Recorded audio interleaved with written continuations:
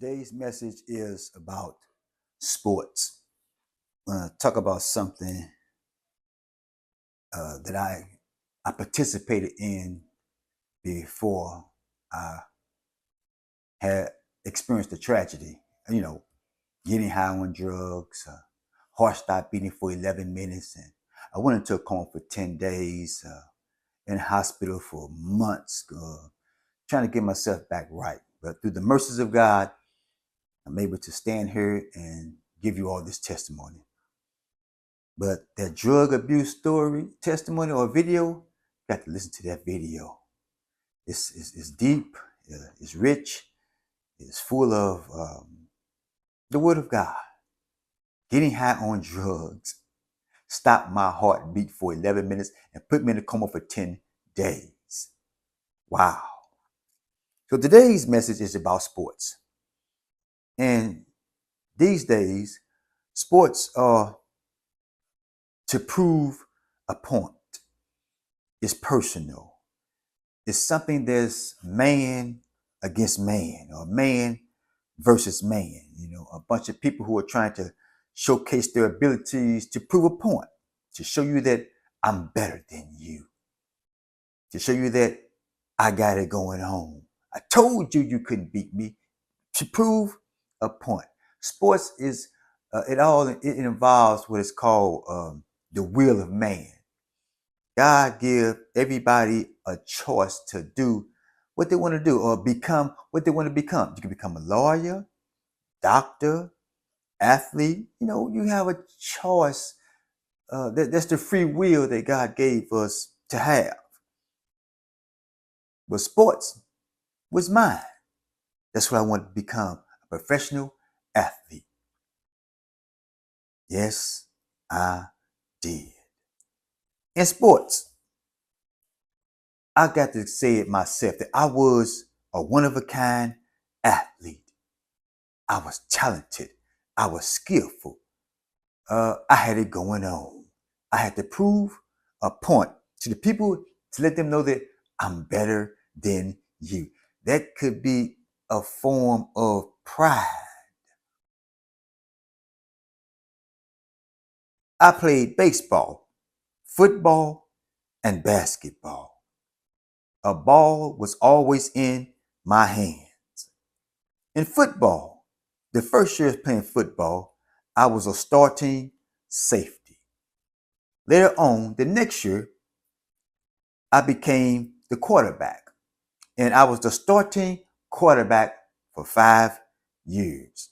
And during those 5 years of quarterbacking, I earned the MVP trophy as a quarterback twice.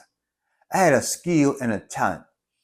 I can scramble to the left and throw the ball all the way down the field with my left hand.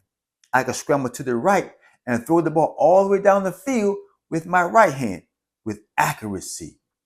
Oh my God.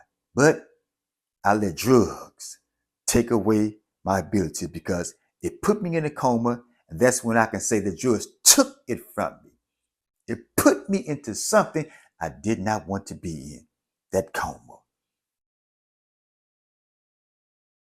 In baseball, I earned 2 MVP trophies as the baseball pitcher. And in baseball, the first year my record was 15-1.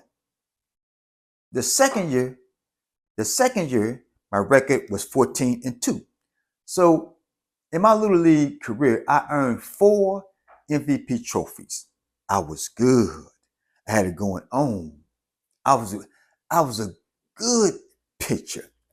I had a cousin who told me that I had the best curveball in the world. That's what he said. Oh my God. I can throw a curveball with my left hand and my right hand. I had a special talent and a skill. My brain was one of a kind, but I let the streets and for the love of money and drugs take my skills and talents away from me. Say no to drugs. Say no to drugs. It's out to harm you. is out for danger. Say no to drugs. The world is the way it is right now because of these drugs. See, drugs will take you off your vision. See, my vision was to play sports.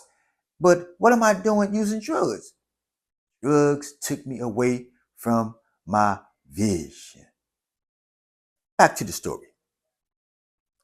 I was able to make a baseball do all kinds of tricks.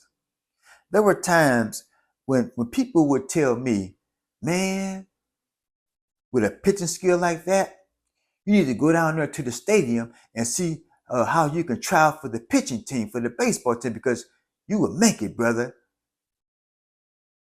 But drugs was in me. Drugs was using me. I wouldn't let my mindset to play sports use me. Them drugs came in and took over. The type of skill and talent that I had, drugs didn't allow me to have the chance to, well, I did have the chance to go out and try for the team to see if I could make it or not, but drugs took me a different direction. Oh my God. But I thank God for his mercies and his grace. Basketball, that was my favorite sport. As a freshman in basketball, the record was 15-1. But I ran into another guard who I played basketball with. He told me that we went undefeated. See, I'm thinking 15-1. He said undefeated. So whether 15-1 or undefeated, it's still a perfect record. The second year playing baseball as a sophomore, the record was 12-4. So whatever sport I'm playing, if I'm on the team, it seems like we are going to have a winning record. And a winning record, nowadays, or even before, even back in the days, is to at least end the season with a 500 record, a 500 average season. In the season like 8 wins and 8 losses, or 10 wins and 10 losses. In the season with a 500 record, that's still considered to be a good season. But all the teams that we played for, we had winning records. Basketball, I was able to shoot from the 3-point line with either hand. So when I'm driving to the hole, it's hard to stop me because I can let the ball go with either hand. I had the skill, the talent, the ability, and I let drugs take that from me. Remember when I began to challenge 3 teenagers in a game of basketball, 3-on-1. And one of the good things about it is that I challenged these guys and they agreed. Usually, if you're not good enough, the teams, they have a right to say, man, what do we want to play you for? You can't beat me. I can beat you by myself. But those 3 guys said, bet, let's play. 3 guys tried to beat me, and I would beat them game after game. The record was somewhere around like about maybe 15-1 because I remember they beat me. They beat me one time. Basketball. I was compared to many, many NBA stars. You know what? One day I'm gonna testify and say it because this is what they said. Not saying that I'm better than that guy, but they were probably trying to make me feel good because I was just that good to beat 3 teenagers. See, not only 3 teenagers, but I played against 3 different teenagers throughout the years. I played against almost probably around about 15 to 20 teenagers throughout the years, but I would play against 3-on-1, 3 different teenagers. And they walked around the neighborhood saying, they called me light skinned at that time. They walked around the neighborhood saying, we don't want to be like Mike. We want to be like Light. Oh my God. I was compared to that guy. They said I played like Scottie Pippen. One friend said I played like Anthony Hardaway. One guy said I remind him of D Wade. They called me Dr. J. in football, they was comparing my throwing accuracy to the greatest, to Brett Favre or Troy Aikman. I mean, I'm just saying these guys' names because I feel that I can, because I ain't saying nothing against them. I'm just talking about a comparison thing, that these are the people names who they gave me.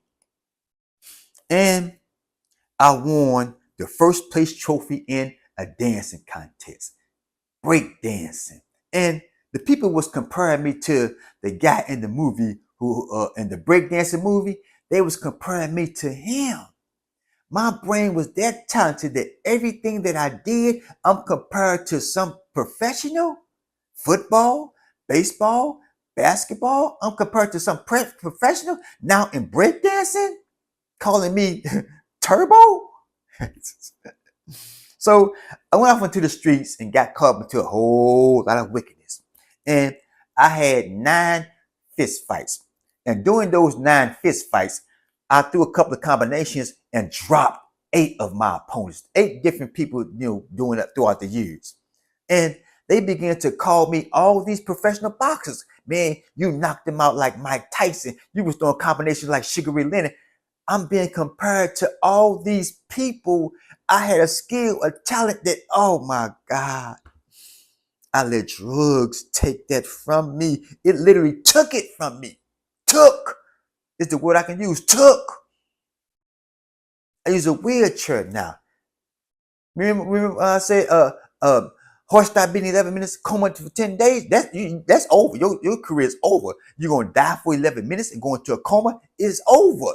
Drugs took my career. First of all, when I started using drugs in the first place, off to the streets and started trying to make that evil money, living a lifestyle that's for the love of money, the root to all evil. That's why those fights came, because I was on that lifestyle for the love of money, which is the root to all evil. Drugs, pleasure. Everybody's trying to find pleasure in something, and these pleasures are damaging us. These pleasures are ruining our communities. These pleasures are ruining our future. No, my God. Play your sports. It's legal. Do your thing. Say no to drugs. You got to. You don't know what's going to happen the next time you smoke that blunt, the next time you snort that cocaine, the next time you drink that dope. You don't know what's going to happen the next time you shoot that needle. You don't know. See, I was getting high for years. Then all of a sudden, something happened like this. You don't know. My God, my God. I let the enemy play a sport on me. I let drugs play a sport on me because it played my life. It took me to first base. It took me to second base. It took me to third base. It took me to home plate. And the home plate was death. It got a score out of my life, but the mercies of God. The mercies of God. That's the only thing that many of us have right now today. The mercies of God. God bless you all.